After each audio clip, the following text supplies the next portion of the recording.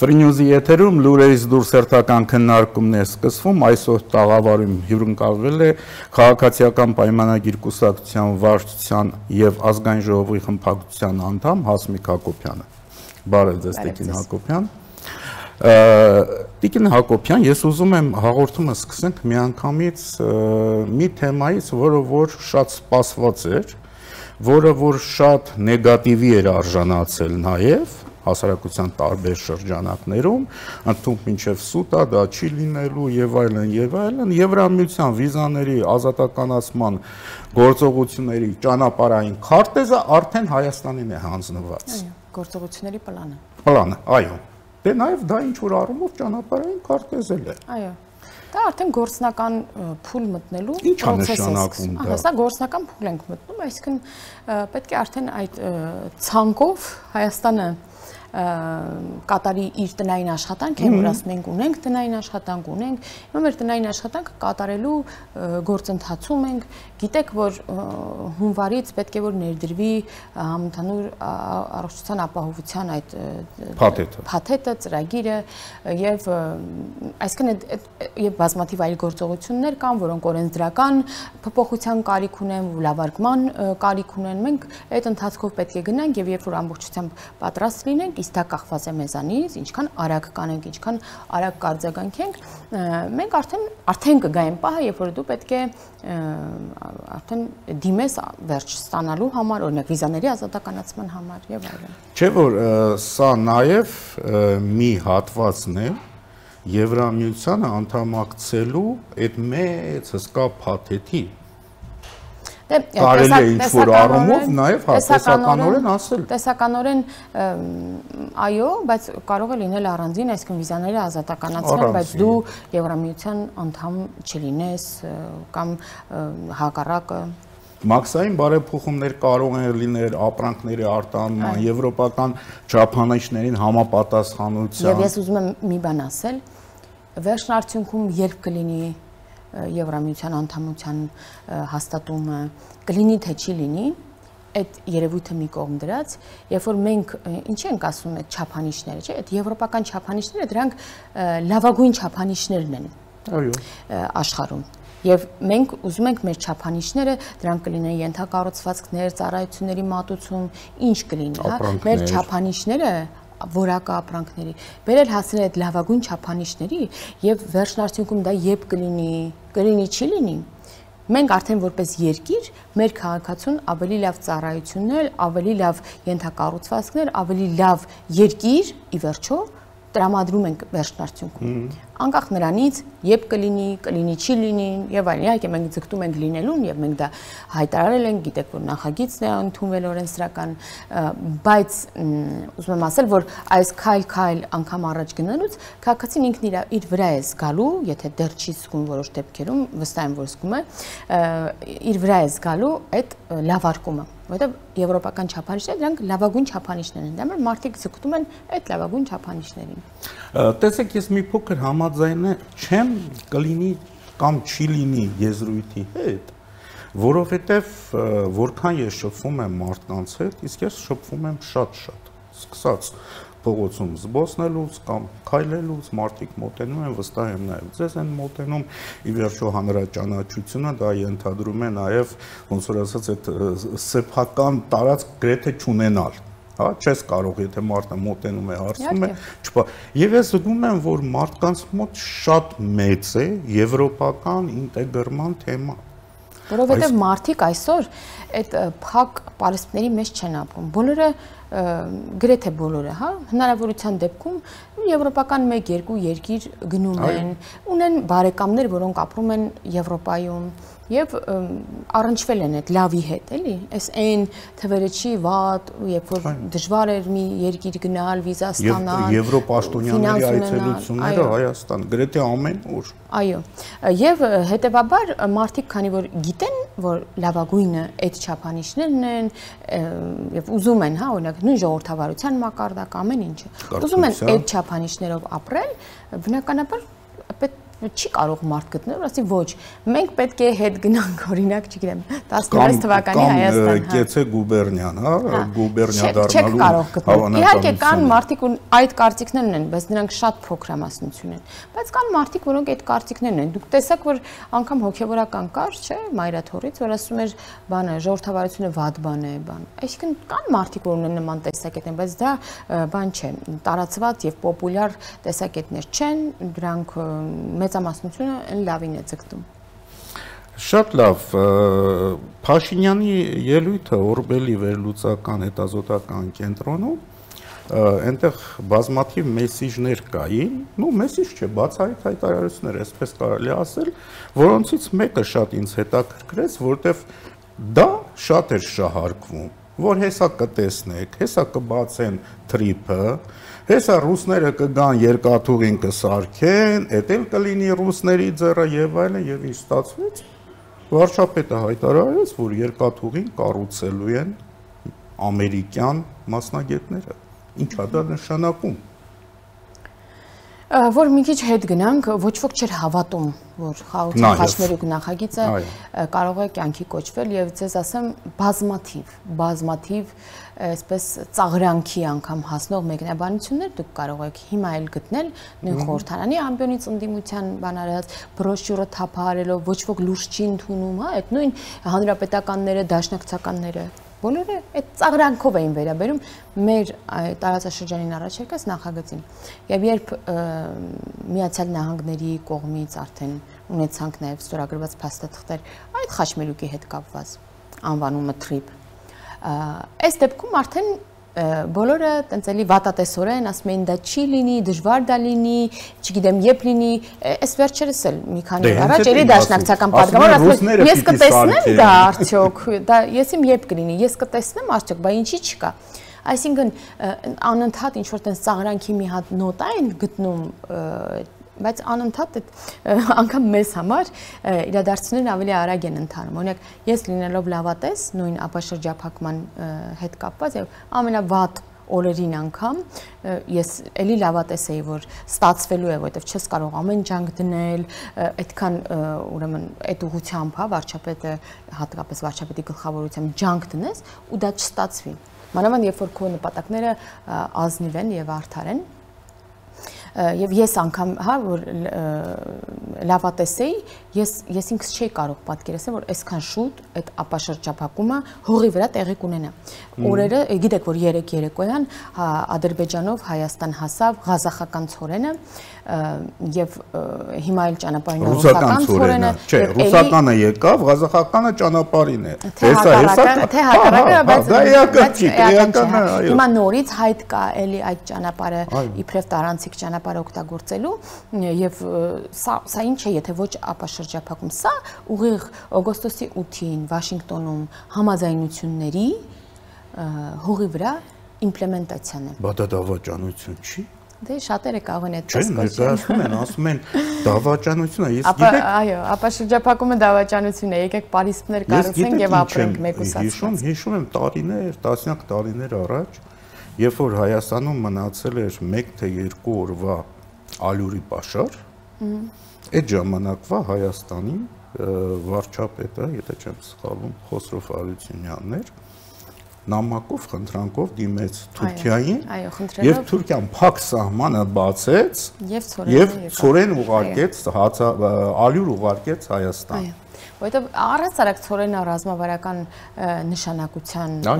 բան է համարվում եւ սրա հետ կապված ունենալ մեկից ավել ճանապարհ, սա ուղիղ անվտանգության մասին է խոսում։ Եվ ուզում եմ հիշեցնել, որ նույն դաշնակցականները ասում էին պատգամավորներից, ասում էին, բանա,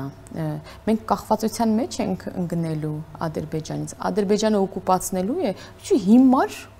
կներեք արտահայտությունից համար մեկնաբանություններ, այսինքն տպավորություն էր, որ մենք մեր բոլոր ճանապարհները փակել էինք եւ մեզ կապել էինք, մեր միակ երակը թողել էինք մեր երկրից դուրս եկով, Ադրբեջանը։ Այնինչ մենք մեր ունեցած հնարավորություններին ավելացրենք եւս մեկ հնարավորություն,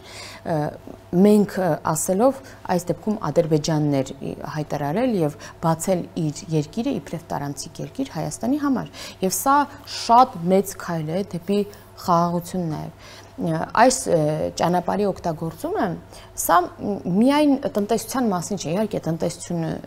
իր հերթին, հա, սա դրական է, թող տնտեսագետները հաշվարկներով ապացուցեն։ Ես ուզում եմ սա քաղաքական կոմպոնենտի մասին խոսել, որովհետև բացի տնտեսականից մենք ինչ առավելություններ ենք ունենում, ինչ է դա տալիս։ Սա տալիս է ուղիղ երկխոսություն եւ համագործակցություն, եւ սա ուղիղ ճանապարհն է դեպի խաղաղություն։ Խաղաղությունը այտենց մի օրում չի լինում։ Մի օրում չեն որոշում, ասում մենք վերջ, այս ստորագրեցինք եւ սա խաղաղություն է։ Խաղաղության համաձայնագրի նախաստորագրման ժամանակ մեզ ասում էին դա երաշխիք չէ։ Ամենալավագույն փաստաթղթերը խախտվել են, վերում էին աշխարհի օրինակներ ընդդիմադիրները, որ դա երաշխիք չէ։ Իհարկե, նաև նոյեմբերի 9-ի փաստաթուղթը ներկայացնում էին որպես լավագույն փաստաթուղթ։ Տեսեք, անգամ այդ ես այն ժամանակ էլ միշտ երկրորդել եմ եւ ասել եմ, այո, լավագույն փաստաթղթերն էլ երաշխիք չեն։ Այսինքն, եթե դու ստորագրես լավագույն թուղթը եւ չփայփայես ունեցածդ, ջանք չդնես, դա ինստիտուցիոնալ դարձնելու համար, դա ոչինչ է, բայց խաղաղությունը հենց այսպես է լինում, հա։ Մեկ տարանցիկ որպես երկիր բացում է ճանապարհ, մեկ սկսում են բեռներ գնել արդեն երկրից երկիր, հետո սկսում է ինչ որ ծրագիր փոխանակման կլինի, կրթական կլինի, մշակութային կլինի, սպորտային կլինի, փորձագիտական համագործակցություն։ 1-2 դուք տեսնում եք, որ ադրբեջանցի փորձագետներ են Հայաստան գալիս, այստեղ հենց նույն Օրբելի, այո, Օրբելի հետազոտական կենտրոնում այդ քննարկմանը կային ադրբեջանցի մասնագետներ, տեսակ Եվրանեստին մասնակցություն օրինակ Թուրքիայի պատվիրակության եւ այլն, ուզում եմ ասեմ, որ խաղաղությունը եւ ապաշրջափակումը այդ ենթատեքստում հենց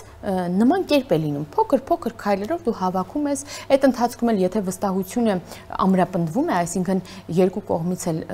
ագրեսիվ ռետորաբանություն չի լինում, այլ ընդհակառակը, այնպիսի խոսակցություն է լինում, որը հասարակությունների մեջ որոշակի հանգստություն է տարածում, որովհետեւ այս 3 տասնամյակ տևող հակամարտության ընթացքում բազմաթիվ սերունդներ, այսինքն մեկ սերունդ չէ, էլի, մի քանի սերունդ տուժել է, հա, ունենք պապեր զոհված, հայրեր, դասընկերներ, որդիներ ոմանք, հա, եւ շատ պերմանենտ պատերազմի վտանգը, եւ երկու կողմից էլ, ես երկու հիմա ազգերի մասին եմ խոսում, եւ այդ վստահությունը պետք է կաթիլ հավաքել եւ խնամքով վերաբերվել դրան, հա, որպեսզի ի վերջո ստացվի մի փուլում որպես պատմական վատ փուլ դիտարկել այս 3 տասնամյակը, անգամ 44-օրյա պատերազմը։ Տեսեք, եթե մենք պատմությունը հիշենք, ավելի ճիշտ է պատմության դասերին անդրադառնալ, 200, եթե ոչ 300 տարի եվրոպական երկու պետություն, երկու ազգ իրար հետ պատերազմի մեջ է։ Ֆրանսիան եւ Գերմանիան եւ նայենք այսօրվա Ֆրանսիան, Գերմանիան։ Իրենք թե ռազմաքաղաքական, թե տնտեսական, բոլոր առումներով սահմաններ եւ այլն։ Բաց սահմաններ։ Այդպիսի շատ երկրներ կան, իդեպ միայն երկու երկրները պետք չէ դիտարկել, ելի երկրներ կան, որոնք ինչ որ մի փուլում պատերազմել են, բայց այսօր բարիդրացիական հարաբերություններ են պահպանում։ Եկեք հեռու չգնանք մեզ եւ Իրանի Իսլամական Հանրապետությանը նայենք։ Մենք ունենք բնական դաշնակցային հարաբերություններ, մենք հարևան հուսալի հա գործընկերներ ենք, մենք ամենաբարդ իրավիճակներում մտնում ենք իրար դրության մեջ, ինչպես օրինակ Եվրամիության դիտորդների տեղակայումը սահմանին եւ այլն, որոնք կթվար թե ցավոտ կարող է դիտարկվել, իրանական կողմի համար, այո, բայց ավելի ցավոտ դիտարկվում են տեղի ինդիմադիրների համար, որոնք մատնանշում էին Իրանին եւ ասում էին, ահա Իրանը տեսեք ինչ կանի, նույնը ուզում հիմա տեղափոխել օրինակ այս ապաշրջափակմանը, կհիշեք ինչ էին ասում Ռուսաստանը, տեսեք Ռուսաստանն ինչ կանի, սա դեմ Ռուսաստանի որոշում է, հիշեք ընդամենը 2-3 ամսվա ընթացքում խոսակցություններ են, եթե հետ գնանք, մի հատ հետ գնանք, նայենք նրանց հարցազրույցը զրույցները։ Բայց այսօր Ռուսաստանը ակտիվություն է ցույց տալիս տնտեսական։ Բեռները այս ճանապարհից օգտագործելու բանը հայտեր է ներկայացնում, այսինքն Ռուսաստանի Դաշնությունը եւս հասկանում է իրավիճակը եւ փորձում է իր առավելությունները գտնել։ Եվ ժամանակին, երբ որ նոր օգոստոսի 8-ից անմիջապես հետո մենք նաեւ հայտարարում ենք, ասում ենք այդ բոլոր երկրները, որոնց մատնանշում են, հա, տարբեր ուժեր, այդ բոլոր երկրները իրենց շահը կարող են տեսնել մեր նախագծից, որովհետեւ սա հակամարտության մասին չէ, սա անգամ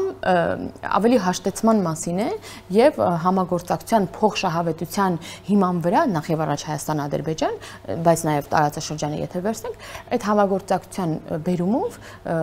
խաղաղության հաստատմանն է։ Երբ որ այլ ձեռնտու չէ հակամարտելը, երբ որ հակամարտությունը քո արդեն կնստի մինուսներ, հա, տնտեսական առումով, բյուջեի առումով, երբ որ համագործակցությունից դու ընդհանրապես շահում ես, քո երկիրը ավելի է զարգացնում, յունթակառուցվածքները լավացնում ես, հասարակությունը գոհ է, դու էլ ապահով ես։ Եվ իհարկե ռուսական կողմը միայն շահին չի հետամուտ, իրենք նաև հետամուտ են իրենց սեփական, այսպես ոչ տնտեսական շահը նկատում են, ռազմաքաղաքական շահերի տեսանկյունից, էլի գտնվում են շոյգուներ, ինչ-որ մարդիկ, որոնք ինչ-որ բաներ են ասում, ինչ-որ օրինակներ են բերում, որ ոչ ոք չի կարող ռուսական ճանապարհները շրջանցել եւ այլն, երբ որ մենք այլուն տեսնում ենք,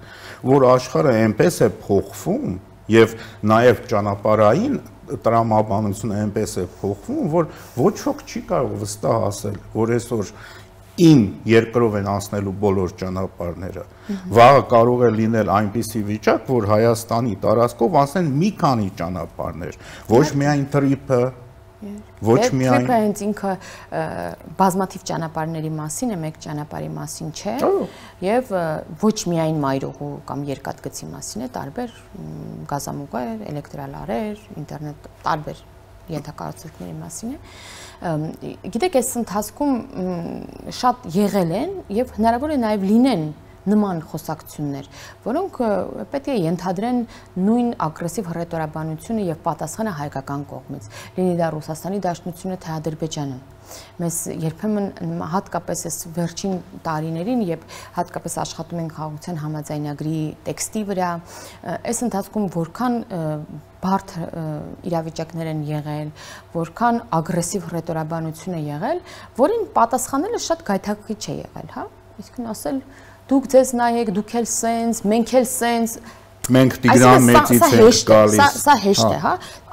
նման կերպ արձագանքել եւ մի հատ էլ քո հասարակությունը քեզ ծապտա, ոչ թե դու թույլ ես, դու այնտեղ չես խոսում, տես Ալիևը ինչ ուզում է ասում, օրինակ, բայց մենք ունեցել ենք շատ մեծ նպատակ, հիմա էլ ունենք, մենք այս ամենը դեռ չի ավարտվել ցավոք, բայց որ հռետորաբանությունը փոխվել է, սա բոլորը կարող են նկատել։ Եվ այս ընթացքում մենք ունեցել ենք այն կարևոր նպատակը, որին գնալու ճանապարհին ոչինչ չպետք է մեզ շեղեր։ Ոչ մի հռետորաբանություն, ոչ մի ագրեսիվ բան, վարքագիծ, ոչ մի խոսք, որովհետև այդ նպատակը շատ մեծ է եղել եւ մեծ է դեռ, եւ մենք դեպի դրան գնում ենք։ Միանշանակ է, որ մենք այդ վերջնական նպատակին, այդ ինստիտուցիոնալ խաղաղությանը մենք վերջնական արդյունքում ունենալու ենք, որ ոչ մի հարց պատասխան չլինի ոչ մեկի կողմից, եւ ուզում եմ ասել, որ թե Ռուսաստանի Դաշնության հռետորաբանությունը, թե Ադրբեջանի կողմից հնչող որոշակի հռետորաբանություն նորմալ է այս ընթացքում։ Լավ չէ, լավ կլիներ, որ չլիներ, բայց կարա լինի, բայց կարևորը վերջնական նպատակն է, որին գնում ենք, եւ այդ նպատակը ուզում եմ ասեմ, բան չի, էլի մենք այդպես մենակով չենք որոշել, որ բանը բոլորն ուզում են խաղաղություն ու մենք գնում ենք։ Այս ընթացքում մենք տեսնում ենք նույն Ադրբեջանի կողմից դրան միտված քայլեր եւ գնահատում ենք իրականում դա։ Մենք որքան ենք գնահատում այս ապաշրջափակման կտորը, որ օրերս եղավ, այդ հայտարարությունը։ Մենք իրականում շատ գնահատում ենք եւ սա շատ լավ քայլ է դեպի խաղաղություն։ Մենք փոխադարձաբար, հա, կարող ենք իրար մինչ անգամ թրիփը իրար ճանապարհներից օգտվել եւ սա հրաշալի է ուղղակի։ Բայց պետք է տոկունություն ցույց տալ, ամուր նյարդեր ունենալ եւ այդ նպատակը երբեք աչքի առաջից չկորցնել։ Եվ իհարկե, քանի որ թրիփի մասն ենք խոսում վարքյաններ առաջ, ինչ է ասում ամեն անգամ, գրեթե իր ամեն ասուլիսին Միացյալ Նահանգների նախագահը։ Ես բոլոր խնդիրները լուծում եմ տնտեսական լծակներով, առևտրի, ճանապարհների եւ բերում օրինակներ։ Այս երկու պետությունը իրար հեր էին անում կոպիտ ասած, այսօր իրանք արդեն հաշտություն են կնքում ու բերում է այդ օրինակները։ Տեսեք, հենց այդ փոխադարձ շահավետությունը, սա լավագույն հիմքն է խաղաղության։ Այսինքն շահ եւ երկրի շահ, անձնական շահի մասին չէ խոսքը, որի բերումով դու չես ուզում այդ հարաբերությունները փչացնես, հա։ Այստեղ իհարկե շատ կարևոր հիմնական բաներ կա։ Տարածքային ամբողջականության հարգում, ներքին գործերին չխառնվել։ Իրավազորություն, այո։ Նման բաներ կան, որը շատ կարևոր է, հավակնություն չունենալ։ Եթե դու հավակնություն ունես քո հարևանի տարածքների նկատմամբ, ամենալավ գործարքն է տնտեսական, չի կարող հետ պահել, որովհետև առաջին տեղում այսօր աշխարհում այդ տարածքային ամբողջականության իրավունքն է։ Առաջին տեղում աշխարհում այս իրավունքն է։ Խախտումը անընդունելի է տարածքային ամբողջականության։ Հիմա տեսեք, մենք մի քանի դրվագով ստորագրել ենք եւ հաստատել ենք, որ միմյանց տարածքային ամբողջականությունը հարգում ենք։ Եվ սա լավ մեկնարկային կետ էր, թույլ տվեք ասել, այս խաղաղության ճանապարհը սկսելու համար։ Ճիշտ է։ Մեզ դրա համար քննադատեցին Պրահայում, հա, այդ հայտարարությունը եւ ասացին, որ այ դու ընդունում ես քո երկրի տարածքային ամբողջականությունը, հիմարությունը չես նախադասություն, բայց ժամանակին հիշում եք ինչ էմոցիոնալ էին դա ընդունում։ Հիշում եք, բայց սա լավ մեկնարկ էր եւ հիմա հետհայաց գցելով դժվար է հակառակն ասել, որ այ պետք չէր դա անել։ Ես չեմ պատկերացնում մարդ, որը իրականում այդպես կմտածի եւ այդպես կարտահայտվի։ Այլ բան, որ քաղաքական շահը հաշվի առնելով ինչա թե հակառակն ասեն, այս մեր բաները, գանձերը կարող են նման բան ասեն, բայց իրականում իրանց մեջ էլ անգամ հրապարակավ նման բան ասողների հետ, որ առանց տեսախցիկների զրուցում ես, հասկանում ես, որ իրանք էլ են հասկանում ախր ճշմարտությունը էս ամեն ինչի։ Դե տեսեք, շատ դառը բան է դա, որ մի երկրում կարելի է երևի մի փոքր չափազանցված, բայց բևեռների բաժանել ու այս բևեռը ասում է սա, այս բևեռը ասում է սա եւ համեմատությունները ուղղակի ոչ մի տրամաբանության չեն ենթարկում, հա, ոնց կարելի է համեմատել նոյեմբերի 9-ի փաստաթուղթը, այլ նոյեմբերի 9-ին այդ տխուր Հոբելյանն է, հա, եթե այդպես կարելի ասել, եւ օգոստոսի 8-ի փաստաթուղթը։ Մեկը փաստաթուղթ է, որը չիրականացավ ոչ մի կետով, հայաթափվեց Արցախը, եւ մյուսը փաստաթուղթ է, որը մեր աչքի առաջ իրականանում է եւ վստահ եմ, որ իրականանալու է բոլոր կետերով։ Ես նոյեմբերի 9-ի փաստաթղթին միշտ վերաբերել եմ իբրև հրադադարի փաստաթուղթ։ Սա եւս այդ օրերին ձեռքբերում էր եւ դրա տակ ստորագրությունը այտենց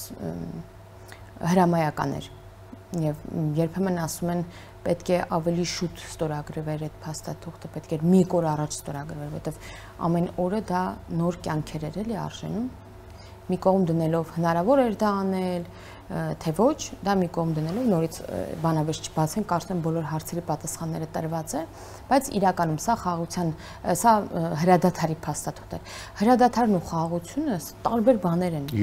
Եվ սա համեմատական պետք չի անցկացնել այս երկու փաստաթղթերին։ Եւ ներողություն, մեր մոտ հրադադարը 30 տարի։ Եվ երկուսն էլ բան են, երկուսն էլ անհրաժեշտ են, անհրաժեշտ էին եւ պետք էր ունենալ երկուսն էլ։ Եվ ես ոչ մի փաստաթղթից չեմ ուզում հրաժարվել, հրադադար ունեցել ենք այդ փաստաթղթով եւ լավ է որ ունեցել ենք եւ խաղաղությունը արդեն այլ էտապ է, հրադադարից հետո բնականաբար ենթադրելի եւ ես այստեղ զուգահեռներ չեմ տեսնում։ իհարկե խոսակցություն է այստեղ Ադրբեջանի համար ճանապարհ այդ նոյեմբերի 9-ի փաստաթղթով, հա, սրա մասին էլ այդ ճանապարհի մասին խոսք կար եւ արդեն օգոստոսի 8-ին որը ծնեց Զանգեզուրի Միջանցք եզրույթը օգոստոսի 8-ին էլ այդ դրա մասին խոսակցություն կա, բայց այս նոյեմբերի 9-ի փաստաթղթն էլ երկար ժամանակ շահարկվեց եւ մանիպուլացվեց այն մեկնաբանությունը, որը տալիս էին թե ռուսական կողմը, թե ընդդիմությունը այս փաստաթղթին կոնկրետ ապաշրջափակման հատվածը, ճանապարհի հատվածը, սա չէր արտացոլում իրականում փաստաթղթում տեղ գտած ձևակերպումները, մենք մշտապես ձևակերպել ենք այնպես, ինչպես ստորագրվել է, մյուս կողմից, հա, մեկնաբանությունը այլ է եղել, բայց էլի ես սա ուզում եմ թողել մի կողմ, այս խոսակցությունը ճանապարհի հետ կապված, որովհետև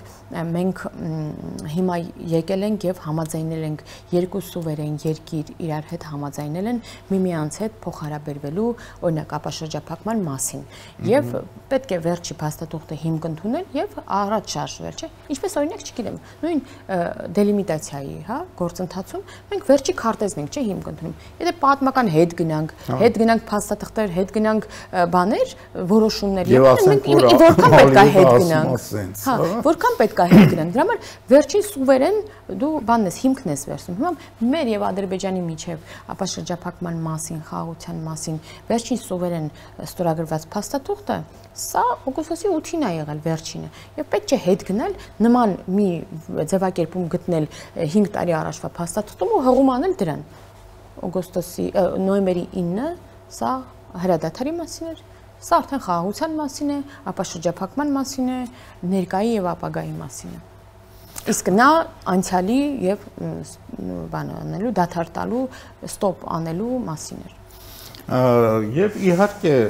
զրուցելով բոլոր այս կարևոր դրույթների մասին Հայաստանի համար շատ կարևոր չենք կարող շրջանցել ապագա ընտրությունները ապագա ընտրություններին քաղաքացիական պայմանագիրը ինչ բագաժով է գնում, եթե կարելի է այսպես ասել, որտեղ ներողություն ընտրությունների գնացող կուսակցությունը, որը արդեն իսկ կառավարում է 7 տարի, ինքը պարտավոր է ներկայացնել արածը։ Այն եկողները մաքսիմում պետք է ներկայացնեն ծրագրերը։ Եվ ներկայացնում են, տեսեք։ Էլի ցանկացած ընդդիմադիրի խոսքով ձեզ պատասխանեմ։ Օրինակ կտեսնեք, որ գնում են տարբեր եթերներ ու ասում են Նիկոլ Փաշինյանը թափահարելու է խաղաղության համաձայնագիրը եւ այդպես գնահատություններին։ Շատ ակնհայտ է, չէ՞, որ դա ինչ մեծ առավելություն է։ Դա քաղաքացիական պայմանագրի մեծ առավելությունն է, որտեղ միակ քաղաքական ուժն է, որը ոչ միայն ուզել է եւ ասել է կբերեմ խաղաղություն, այլև բերել է այդ խաղաղություն եւ ինստիտուցիոնալ է դարձրել։ Ախր հողի վրա էլ հիմա մենք տեսնում ենք այդ խաղաղությունը ոչ միայն չկրակելու տեսքով, այլև համագործակցության տեսքով եւ սա չնկատել, չգիտեմ, պետքա կույրն էլ կնկատի, էլի, խաղաղությունը զգալու բան է, տեսնելու բան չէ։ Ինչևէ մենք ակնհայտ է, որ մենք իհարկե չունենք դա բրենդինգ, որ կիսվեմ ձեզ հետ եւ այլն, չգիտեմ, կարգախոս եւ այլն նախընտրական այդ ատրիբուտները հաստատված չեն դեռևս, բայց ակնհայտ է, որ մեզ պետք է ժամանակ այս ինստիտուցիոնալ խաղաղությունը դառնող խաղաղությունը դասնել ինստիտուցիոնալ։ Այսինքն հիմա մեզ ժամանակ է պետք, որպեսզի այս ինչը որ մենք հիմա քայլ կաթիլ անում ենք, դա շատ հիմնավոր դառնա, որպեսզի այս ապաշրջափակման կտորները, որ մենք տեսնում ենք, հաշվում ենք, ասում ենք, ահա, երրորդ բեռի հայտը կա, երկու բեռը արդեն ճանապարհին է, մեկը հասավ, հաշվարկներ ենք չանում, սա նոր բան է մեզ համար, կարևոր է։ Մենք ուզում ենք, որ դա դառնա սովորական եւ ամսական ինչ-որ բան լինի, զեկույց, որ այսքան բեռ անց է, այսքան տոննա, ու դա ինչ-որ միտեղ լինի, անգամ հասարակությունը դրա մասին չհետաքրքրվի, դա ուղղակի բան լինի, ճանապարհ լինի, որը օգտագործվում է եւ վերջ։ Սա է ինստիտուցիոնալը։ Եվ սա դարձնելու համար քաղաքացիական պայմանագրին պետք է ժամկետ, բնականաբար, որովհետեւ այն այլընտրանքը, որը նշмарվում է քաղաքական դաշտում, որը կա այսօր, նրանք այն մարդիկ են, այն ուժերն են, որոնք ասում են գալու ենք, չեղարկելու ենք համաձայնությունը, գալու ենք, բանակցելու ենք, պատերազմ է։ Այո, եւ չեղարկել խաղաղության համաձայնագիրը, չեղարկել ապաշրջափակման ծրագիրը, չեղարկել քո տարածքները եւ հարևանի տարածքային ամբողջականության ընդունումը, գալ ասել բանով Կիրանցով Ղարաբաղ եմ գնում, գալ ասել Ղարաբաղը մերն է, գալ նման բաներ ասել, սա ուղիղ հետ գնալն է դեպի այդ պատերազմ, որը չի ուզում ես քաղաքացին։ Եվ ես վստահ եմ, որ ընտրությունների արդյունքում քաղաքացիները իրենց ցանկությունը ուզում են հետ գնալ դեպի այդ օրեր, թե ուզում են ապրել խաղաղ, բարեկեցիկ, արժանապատիվ ապահով, այս ընտրությունը շատ ակնհայտ է եւ անելու է։ Եւ հիմա, տեսեք, այս նույն քաղաքական ուժերը, որոնք օգոստոսի 8-ից հաջորդող օրերին գոնե շատ հետ չգնան, որոնք գալիս եւ եթերներում ասում էին, մենք դա չեղարկելու ենք, պատրելու ենք, դա կապիտուլյացիա է, վերջ ժողովուրդ, կործանվեցինք, ահա, հեսա Ռուսաստանը, Իրանը, ասենց վախացնել է ժողովրդին։ Միջև այսօր անում են իդեպ նրանցից, որոնք Թաթոյաններ չգիտեմ ինչեր։ Այս բանը հիմա որոշ մարդիկ հասկացել եմ, ասում են, հո մենք չենք ասում վատ բան է ապաշրջափակումը, հո մենք չենք ասում Թուրքիայի հետ սահման չպետք է բացվի, բայց ու բերում են 100 պատճառ, դա ինչու չպետք է բացվի, հա, բայց այդ նախադասությունը, որ հո մենք չենք ասում, մենք էլ ենք ասում լավ, իհարկե խաղաղություն պետք է լինի, բայց ու բերում են 100 պատճառները, որոնք ական են ըստ խաղաղության եւ այս երկրի տակ։ Եվ ժողովուրդը չի կարող սա չտեսնել, չհասկանալ եւ գնալ եւ ընտրել այս ապաշնորհներին։ Ցավոք մեր եթերաժամը սպառվեց, շնորհակալություն, վստահ եմ, որ առաջիկայում կրկին հանդիպելու հնարավորություններ կլինի եւ ամենակարևորը հնարավորություն կլինի ձեր միջոցով այս լավատեսության մեծ հոսքը ուղղել դեպի մեր հեռուստադիտողներ։ Շնորհակալություն։ Եվ հիշեցնեմ վերջում, որ տաղավարում հյուրընկալվել էր քաղաքացիական պայմանագիր կուսակցության վարչության եւ ազգային ժողովի խմբակցության անդամ Հասմիկ Հակոբյանը։ Ամեն բարի ձեզ։